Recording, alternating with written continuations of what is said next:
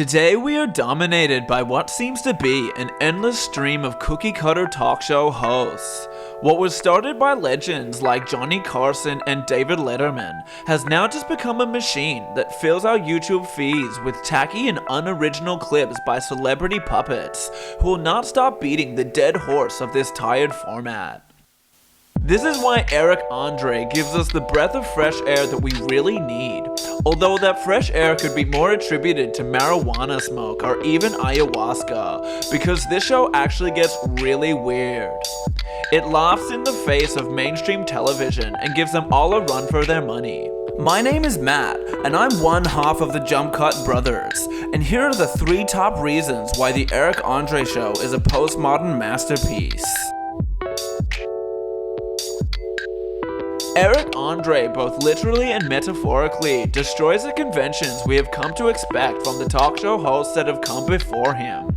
At the beginning of each episode, we are forced to watch Eric as he kicks, punches, and lunges through the furniture of his own set, breaking everything in sight. It's actually pretty crazy, and if he wasn't a comedian, I would highly suggest that he sees a therapist for anger management. Putting that aside, his point is made clear. Alienation. While mainstream talk show hosts do whatever they can to appeal to the largest possible audience, Eric doesn't actually care whether you like him or not. In fact, he will even make it difficult for you to watch an episode without squirming in your seat.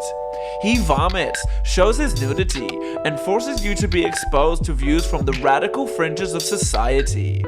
Many times, I've had to turn on incognito mode before watching, just so there's no trace of me watching what some people might find to be too messed up. It actually reminds me of when I first watched Salo. Salo is an Italian film from the 1990s, and although many people deem it to be too twisted to watch, I actually find it pretty tame. I've been seriously looking into moving to Germany later this year and take a course in filmmaking. This way I can use the lessons that I have learned from another country and apply it to Western filmmaking.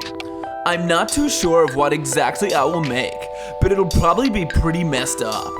I'm gonna pass it on to my assistant Jay to bring this one home with our third point.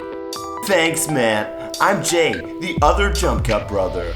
My point number 3 is that the Eric Andre Show actually taps into a rich tradition, both cultural, philosophical, and completely trippy. Watching an episode of the Eric Andre Show, one is reminded of the philosophies of Albert Camus and his theory of the absurd, which is all about how messed up the world is and how when you look at things from a different way, things are pretty messed up. Albert Camus famously said, "Hell is other people," which is funny when considering Eric's fan base, a dedicated online community of people obsessed with ranch and other weird stuff that Eric talks about in his shows, often theorize about the meaning of Eric Andre's shows. They say that Eric is stuck in purgatory, which makes complete sense if you ask me. I just want to comment on something my co-host Matt mentioned earlier. Matt mentioned Pier Paolo Pasolini's famous magnum opus Salo, or The 100 Days of Sodom.